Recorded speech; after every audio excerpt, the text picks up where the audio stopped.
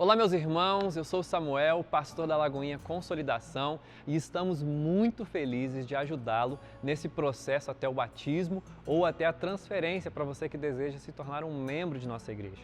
Essa é a forma que nós encontramos de agilizar esse processo para que logo, logo você possa estar descendo as águas e confessando publicamente Jesus como seu Senhor ou concluindo o seu processo de integração e se tornando um membro de fato da nossa igreja.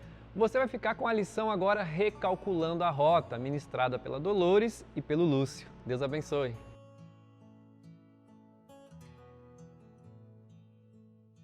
Olá, eu sou a pastora Dolores e juntamente com o Lúcio estaremos ministrando a lição 10 do curso de Batismo e Transferência, que vem a ser o Recalculando a Rota. O que seria esse recalcular a rota?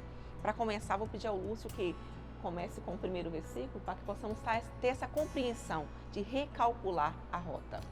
A passagem que nós vamos estar lendo é 2 Coríntios, capítulo 5, versículo 17.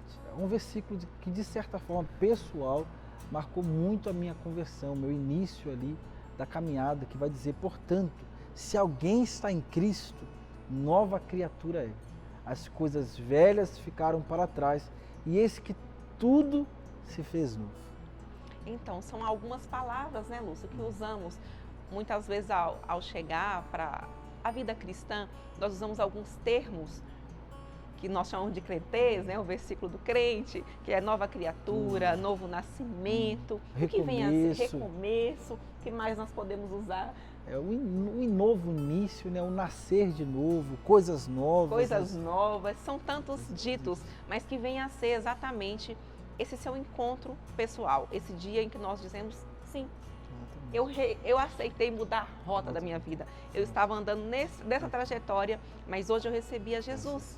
Exatamente. Eu mudo a rota. Pode ser que a gente pode também usar a ideia de que nós estávamos indo para uma viagem e nessa viagem nós nos perdemos e automaticamente nós usamos um meio para recalcular, para voltarmos ao caminho certo, ao caminho que de fato era necessário para nós. Um bom exemplo bíblico que nós poderíamos destacar seria quando o povo saiu do deserto. Exatamente. Eles ficaram ali, segundo os relatos bíblicos, por volta de quantos anos? 40 anos. Em um trajeto que para quem esteve, ou os estudiosos, para quem esteve também em Israel, sabe que seria um trajeto de quê? 40 dias, mais ou menos? A teoria dizem que até mesmo 11 dias, 11 né? dias.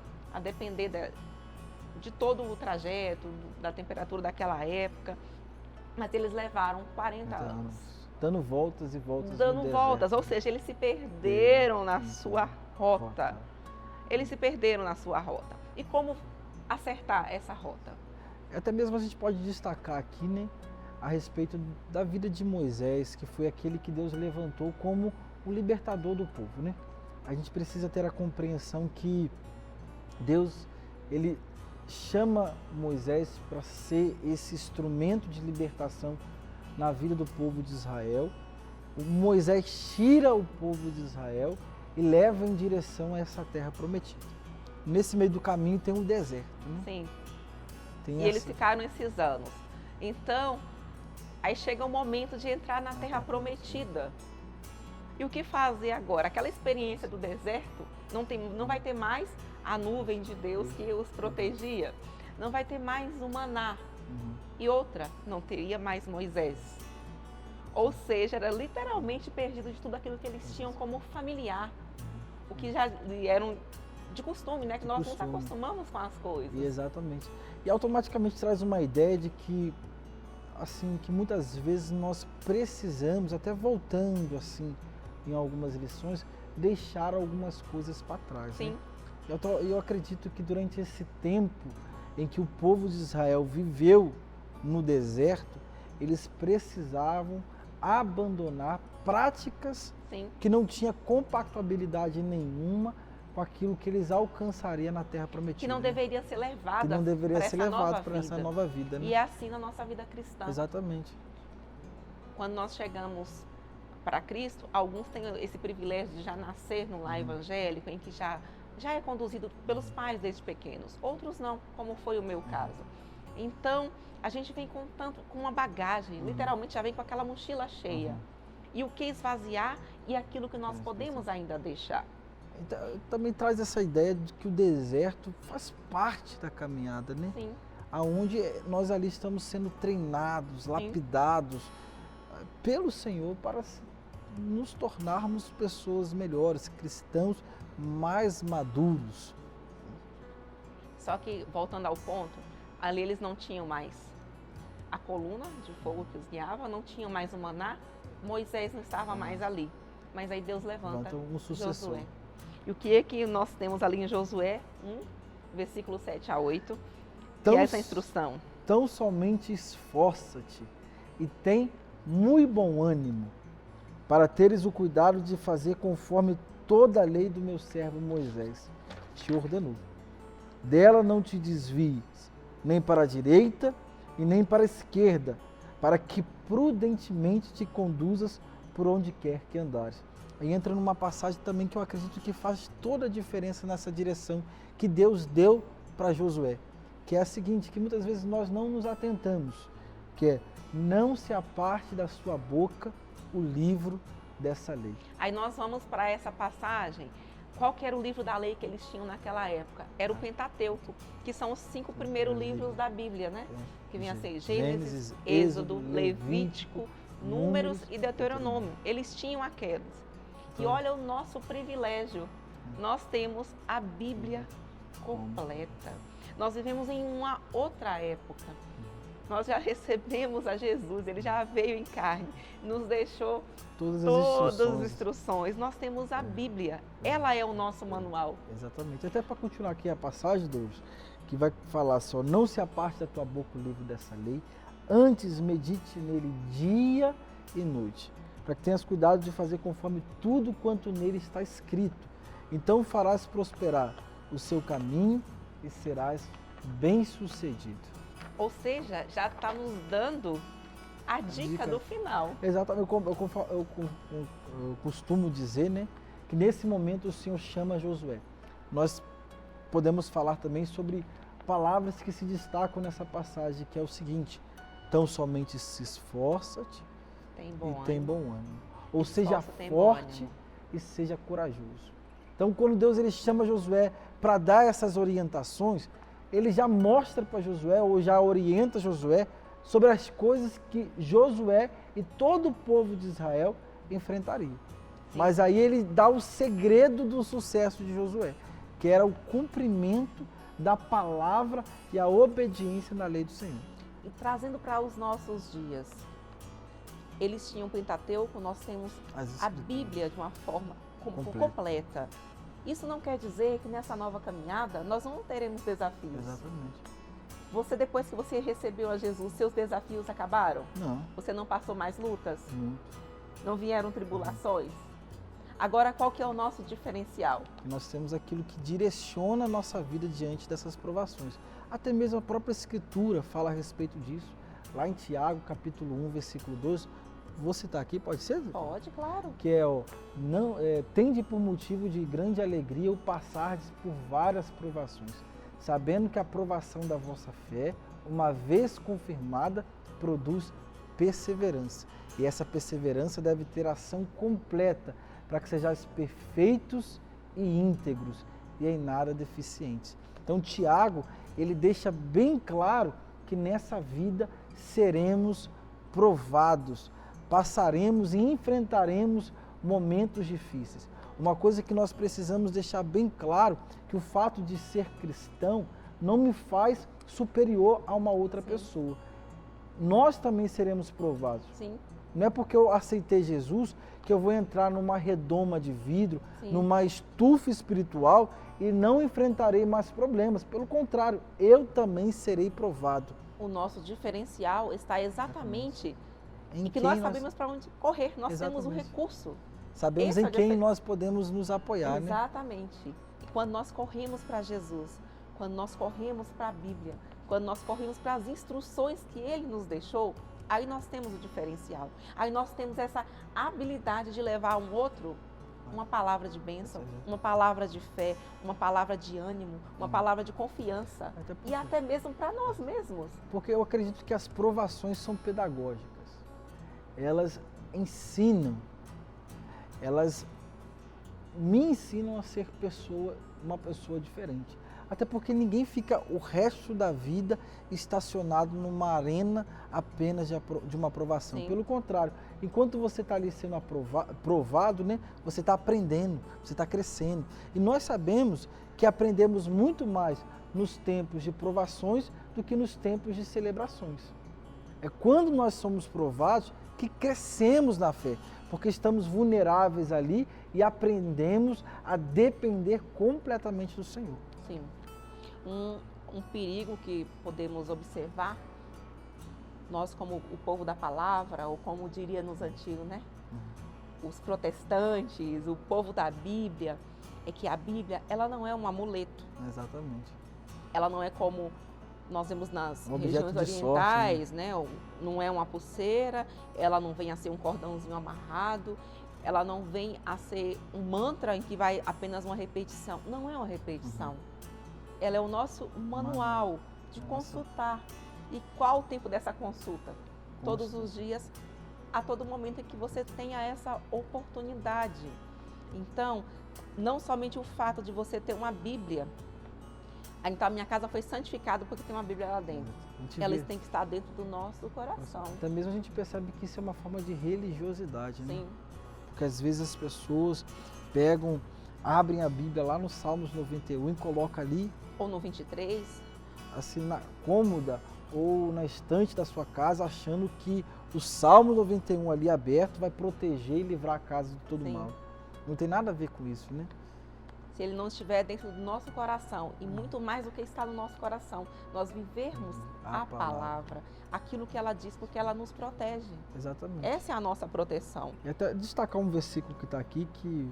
Por favor. É importantíssimo termos isso em mente. Toda a Escritura é inspirada por Deus, é útil para ensino, Sim. para correção, para repreensão e para a educação na justiça, para que o homem de Deus seja apto e plenamente preparado para toda obra, Sim. ou para toda boa obra, né? Aí uma coisa que nós ouvimos muito é assim, mas a Bíblia é muito grande. São tantas instruções, mas como aprender tanto, como ser dinâmico nessa... Ela não é um livro comum, você não lê ela como lê uma revista, não é ele é um livro que em si já traz essas respostas. E tudo que nós necessitamos, nós encontramos na palavra. Tudo. Se eu preciso de uma direção na minha vida sentimental, emocional, financeira, eu encontro a direção certa na palavra. Não tem um assunto que não tenha na Bíblia. Não tem um assunto que a gente não encontra. Por isso que ela é grande. Só que nós não precisamos lê-la toda em um dia. Nós temos vários planos de leitura. Você pode estar procurando com o seu discipulador, com o seu líder de GC, ou até mesmo na internet tem muitos disponíveis. Na nossa agenda tem disponível também plano de leitura. O importante é que nós façamos essa leitura. Leia a Bíblia. Leia a Bíblia. A minha sugestão é que comecemos pelo Novo Testamento. Isso. Comece com um capítulo. Ok, eu consegui, eu compreendi. Não tenha pressa. Mas eu tenho uma semana que eu estou ainda não saí do 5º capítulo de um livro. Não tenha pressa. Seja intencional em aprender mais. O importante é que seja retido em nosso coração. Não em quanto tempo necessariamente eu vou concluir. Eu me lembro que quando eu converti, foi aqui na Lagoinha, e eu ficava impressionada como que o pastor Márcio trazia aquele tanto de versículo. Então eu comecei curiosamente pensando assim, mas como que faz conexão? Como ele faz para que esses versículos, seja completamente conectado com o outro? E com a minha pequena Bíblia, uma Bíblia bem pequena que eu tinha na época, ela não tinha muito recurso, mas eu anotava. Até hoje eu tenho esse hábito de anotar tudo, todos os versículos. Eu sento ali no culto, se eu não tiver com a minha agenda em mãos, mas eu anoto em um papel, eu não deixo de anotar. E eu vou ali, então assim, então por isso que faz sentido, tem toda uma lógica, mesmo que um versículo esteja no Novo Testamento e o outro esteja no Antigo Testamento.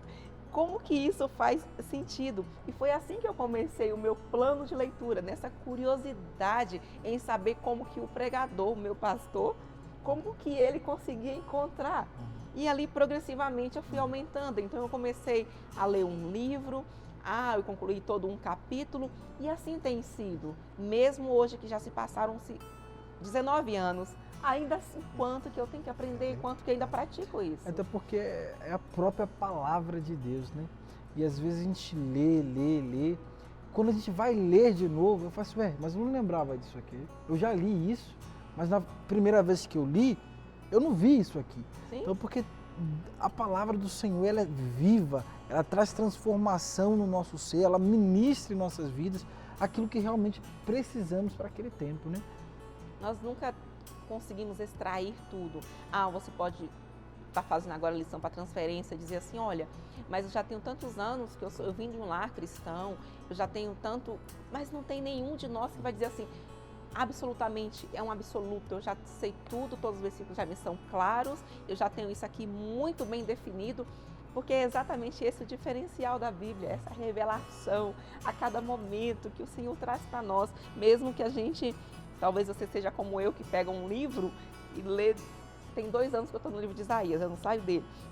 Então, assim, mas isso não quer dizer que eu já sei tudo sobre aquele livro.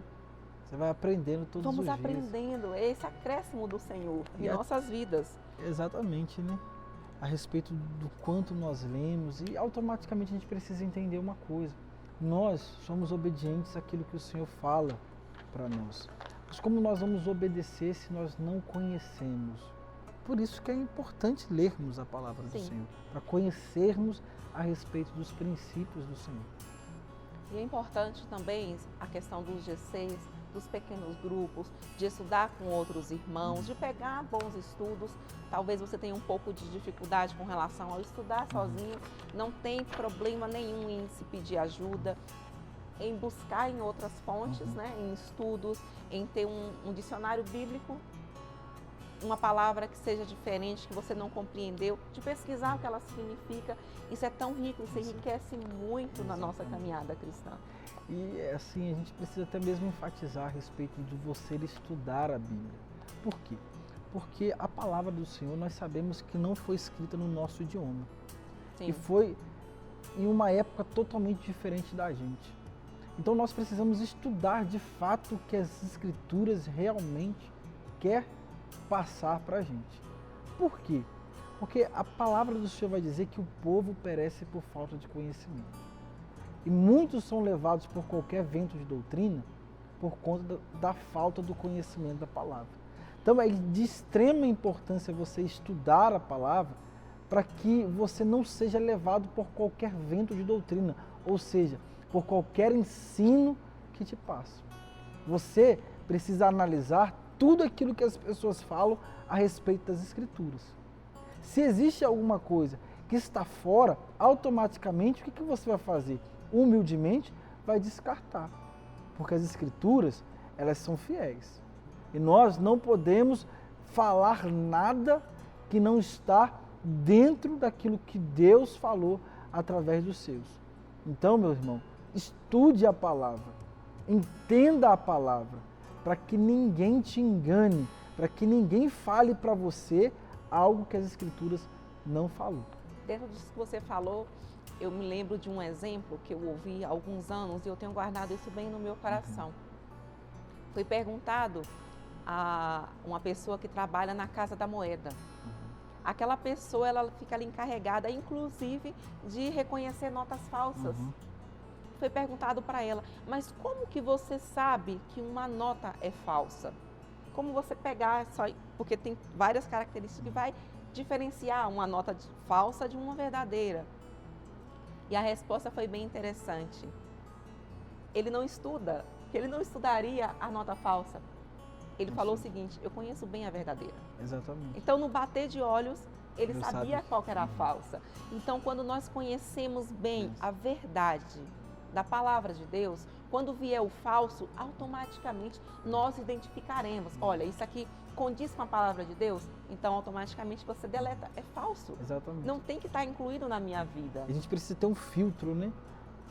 Aquilo que é de Deus passa, aquilo que não procede do Senhor, a gente deixa para trás. Infelizmente, nós estamos vivendo em uma sociedade onde pessoas estão se levantando de fato, como hereges, como pessoas que estão distorcendo aquilo que as Escrituras de fato nos ensinam. E olha, meus irmãos, isso é muito sério, porque isso determina muitas questões na vida de um ser humano. Quantas pessoas estão vivendo aí de uma forma escravizada por conta de um falso ensino que foi compartilhado. Então, meu irmão, estude de fato aquilo que as Escrituras têm te ensinado, para que se alguém, que infelizmente pode acontecer, chegar para você com um falso ensino, automaticamente você vai entender que aquilo não procede das Escrituras. Então, estude a palavra do Senhor. Estude, conheça de fato a verdade. Conheça fielmente aquilo que as Escrituras têm te ensinado. Porque isso, meu irmão, que traz vida para nós. É esse conhecimento da palavra que vai gerar em nós um incentivo para continuarmos buscando cada vez mais o Senhor. É importante enfatizar que meditar na palavra não está relacionado com o que nós temos visto na atualidade, que seria o esvaziar da mente, estar em estado. É ao contrário. Nós vamos nos alimentando da palavra de Deus e ela vai trazendo exatamente essa vida, e essa vida em abundância. Nós só podemos encontrar nela. Nós não esvaziamos a nossa mente, nós não estamos em nenhum estado de nada para coisa nenhuma, isso aí não faz parte da nossa prática. Esse nosso meditar é exatamente de trazer a palavra de Deus, de ruminar na palavra de Deus, ou seja, de pegar um versículo, manter ele em nossa mente, trazendo sempre a memória, se possível ler mais de uma vez no dia, mas trazer a memória, como dizem Filipenses, né? Trazer a memória aquilo que dá esperança, aquela palavra que foi do seu devocional do dia, aquela palavra que você anotou ali de uma pregação, trazer ela em aplicação prática para a sua vida. Esse vem a ser o nosso meditar. Não tem nada a ver com as religiões ocidentais, com esvaziar de mente, esse enfatizar, você guarda no seu coração, é exatamente esse trazer a Bíblia para dentro de você. Esse é o esvaziar. É como o próprio salmista fala, né? Bem-aventurado é um homem que não segue os conselhos dos ímpios, que não se assenta na roda dos escarnecedores, que não imita a conduta dos pecadores e nem se assenta na roda dos escarnecedores. Antes, o seu prazer está na lei do Senhor e nela medita dia e noite. Então, quando meditamos na palavra do Senhor, automaticamente ocupamos a nossa mente e, de certa forma, as nossas ações são de acordo com aquilo que a palavra do Senhor nos ensina. Nós não somos afetados por aquilo que o ímpio fala, nós não imitamos a conduta dos pecadores e muito menos sentamos na roda dos escarnecedores. Pelo contrário, o nosso prazer, a nossa alegria está em viver constantemente na palavra do Senhor. Amém. Esse versículo que você leu, nós temos ela, inclusive, aqui está disponível na sua apostila, que fala: como é feliz aquele que não segue o conselho dos ímpios, não imita a conduta dos pecadores, nem se assenta na roda dos zombadores. Ao contrário, sua satisfação está na lei do Senhor e nela medita dia e noite. Exatamente selando essa palavra, tudo isso que nós tentamos passar para você, que está nesse processo, né, de estar chegando mais próximo de conhecer um pouquinho mais do Senhor, da sua palavra. De meditar. Eu gostaria que você, por favor, Lúcio, abrisse em Lucas 24 a 26. Vamos ver um pouquinho mais do que fala sobre essa companhia, de estar em boa companhia. Lucas 24, 26? Lucas 11, do 24 ao 26.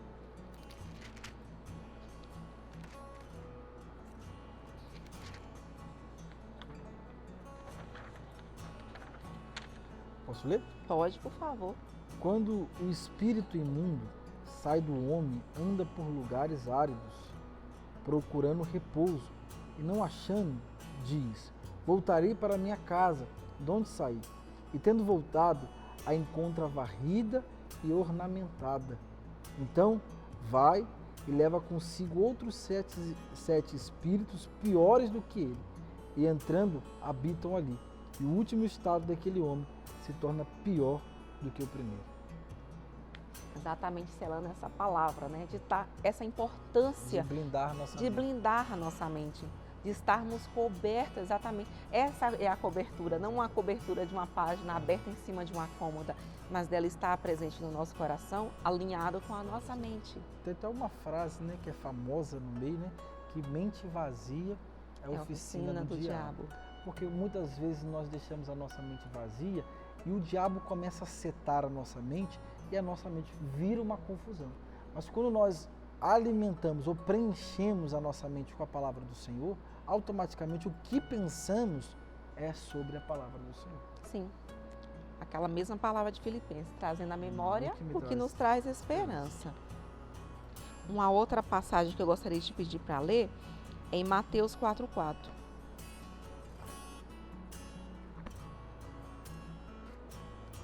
Que vai estar exatamente falando dessa importância de estar se alimentando, que assim como nós precisamos de um alimento, né, o alimento físico, a comida mesmo, que a Bíblia é o nosso alimento espiritual.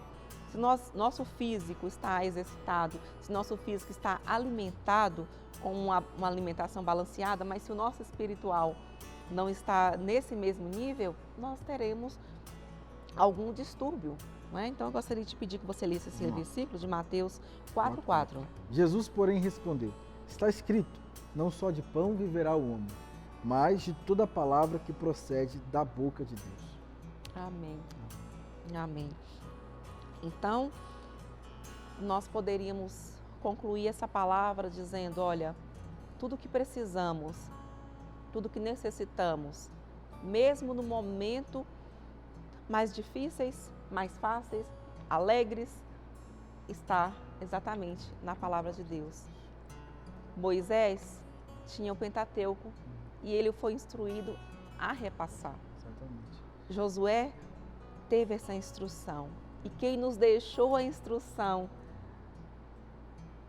completa foi o próprio Jesus, de que estarmos exatamente buscando a face dele, de estarmos a cada dia sendo guiados, direcionados. Então, eu não sei em que momento da sua vida você está, nesse momento que você está ouvindo essa lição, mas eu te falo que todo recurso, absolutamente todo recurso que você precisa está na palavra de Deus. Exatamente. Está em recalcular essa rota. E aqui vai falar mesmo que lâmpada para os meus pés é a sua palavra e luz para os meus caminhos. Então é essa palavra que me guia, essa palavra que me direciona, essa palavra que vai me levar para um real propósito, que é a vontade de Deus, né? Então aí você pode dizer assim, mas eu não tenho essa leitura dinâmica, eu não consegui ler a Bíblia em 1 ano ou até mesmo em 2 anos. Nós voltamos àquela palavra que diz, não tenha pressa. O importante é ser constante, é não desistir, é perseverar em buscar ao Senhor. É um versículo por dia, é um capítulo, é todo um livro de 3, 4 capítulos. O importante é que estejamos na rota correta. Essa é a rota que devemos seguir todos os dias. Mas ontem eu não consegui. Meu irmão, persevere. Você não conseguiu ontem, hoje é a oportunidade que você tem de começar de novo, de voltar lá, de recapitular, de trazer à memória aquilo que dá esperança. Então, a palavra é aquilo que vai nos guiar, nos orientar. Mas aqui nós destacamos pontos que são essenciais, até mesmo para que a gente conheça a palavra, entenda as escrituras, como foi falado aqui para ler a palavra, estudar a palavra, meditar na palavra. Mas nós precisamos ter uma compreensão, e essa compreensão, meu irmão, é muito séria. Porque não vai adiantar lermos, não vai adiantar estudarmos ou meditarmos na palavra do Senhor, se não praticarmos aquilo que as Escrituras nos ensinam. Olha o que Tiago, capítulo 1, versículos 21 e 22 vão dizer. Portanto, livre-se de toda a impureza moral e da maldade que prevalece e aceitem humildemente a palavra implantada em vós, a qual é poderosa para salvá-los. Sejam praticantes da palavra, não somente ouvintes, para enganando-vos a vós mesmos. Então, Tiago vai falar, tornai-vos, pois, praticantes da palavra. não somente ouvintes. Porque muitas vezes nós achamos que somente ir ao culto ou ouvir a palavra, isso basta. Não. Eu preciso viver aquilo que as Escrituras me ensinam. A palavra, meus irmãos, são como sementes que são lançadas em nossos corações e precisa dar frutos. Então nós não podemos simplesmente ficar como ouvintes negligentes, só ouvindo, só aprendendo e não praticando. Precisamos nos tornar operosos praticantes, ou praticantes operosos, melhor assim dizer. E não ter medo. Exatamente. Então, agora que eu aceitei a Jesus, eu achei que todos os meus problemas iriam acabar, que eu teria a solução para tudo. Então, quer dizer que não é bem assim, que na vida cristã eu ainda tenho desafios? Claro não é sim. ter medo, é o contrário, é ter confiança. Descansar, é pôr em prática aquilo que você está aprendendo nas Escrituras. Porque às vezes a gente passa por um tempo de provação, de deserto, de lutas, de guerras, mas a gente precisa olhar para as Escrituras e entender o que as Escrituras nos ensinam a respeito dessa situação. Por exemplo, o próprio apóstolo Paulo ensina a Timóteo o seguinte: Deus não nos deu espírito de covardia, mas de poder, de amor e de moderação. Então nós precisamos guardar isso em mente, ter essa compreensão. Vivendo a palavra, eu vou entender como passar por situações de desafios na nossa vida, né? E inclusive vai ser um motivador para outros. Exatamente. Para outras pessoas. É para isso, esse é o nosso maior chamado.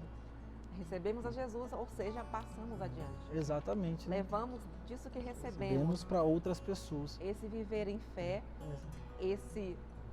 essa mudança de rota, como a nossa lição fala. Nós mudamos a rota, nós somos também um instrumento que ajudarão outros a mudar as suas rotas também. Exato. Em ver a nossa mudança, em ver a nossa atitude sendo transformada. Exato. Outros serão atraídos, outras pessoas serão atraídas a essa mudança, né? De rota. Ser de fato aquilo que a palavra do Senhor nos ensina, né?